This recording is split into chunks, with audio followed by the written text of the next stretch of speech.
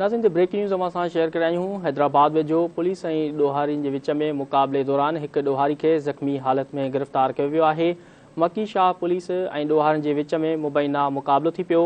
Police मूजिबि ज़ख़्मी हालत में गिरफ़्तार जवाबदार जी सुञाणप अली रज़ा मकरानी बलोच तौरु थी आहे। पुलिस मूजिबि ज़ख़्मी हालत में गिरफ़्तार थियल जवाबदार वटां हथियार हथ कया विया आहिनि। ब्रेकिंग न्यूज़ असां शेयर करे आहियूं। हैदराबाद में जो पुलिस ऐं ॾोहारी जे विच में मुक़ाबले दौरान एक ॾोहारी खे ज़ख़्मी हालत में गिरफ़्तार कियो वियो आहे। मकी शाह पुलिस ऐं ॾोहारियुनि जे विच में मुबैना मुक़ाबलो थी पियो आहे। पुलिस मूजिबि ज़ख़्मी हालत में गिरफ़्तार जवाबदार जी सुञाणप अली रज़ा मकरानी बलोच तौरु थी आहे। पुलिस मूजिबि ज़ख़्मी हालत में गिरफ़्तार थियल जवाबदार वटां हथियार हथ कया विया आहिनि।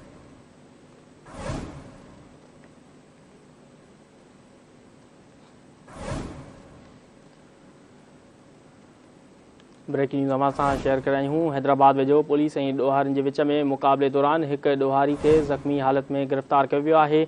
मकी शाह पुलिस ऐं ॾोहारियुनि जे विच में मुबैना मुक़ाबलो थी पियो आहे। पुलिस मूजिबि ज़ख़्मी हालत में गिरफ़्तार जवाबदार जी सुञाणप अली रज़ा मकरानी बलोच तौरु थी आहे। पुलिस मूजिबि ज़ख़्मी हालत में गिरफ़्तार थियल जवाबदार वटां हथियार हथ कया विया आहिनि।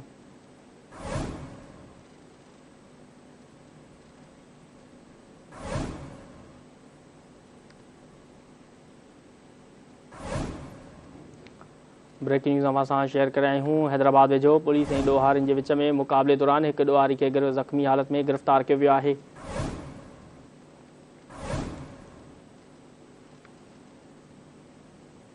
मकी शाह पुलिस ऐं ॾोहारियुनि जे विच में मुबैना मुक़ाबलो थी पियो। पुलिस मूजिबि ज़ख़्मी हालत में गिरफ़्तार जवाबदार जी सुञाणप अली रज़ा मकरानी बलोच तौरु थी आहे।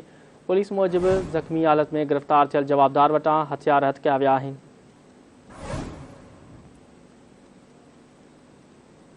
इन सां वधीक अपडेट मालूम कंदासीं। असां सां गॾु टेलीफोन लाइन ते मौजूदु आहे धरती टीवी जो रिपोर्टर नदीम नथूर राम।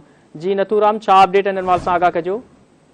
जी बिल्कुल, मकी शाह पुलिस जो ॾोहारियुनि सां मुबैना मुक़ाबलो थियो आहे, जंहिंजे नतीजे में एक जवाबदार ज़ख़्मी हालत में गिरफ़्तार करण जी पुलिस पारां दावा कई पई वञे।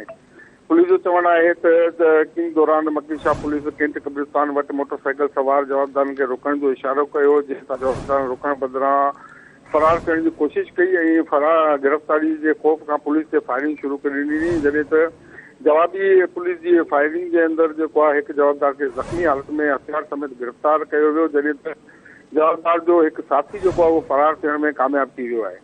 पुलिस जो वधीक चवणु आहे त गिरफ़्तार जवाबदार जो सुञाणप अली रज़ा मकरानी बलोच जे नाले सां थी आहे, जॾहिं त गिरफ़्तार ज़ख़्मी जवाबदार खे फौरी तौरु तिबी इमदाद लाइ सिविल अस्पताल हैदराबाद मुंतक़िल कयो वियो आहे।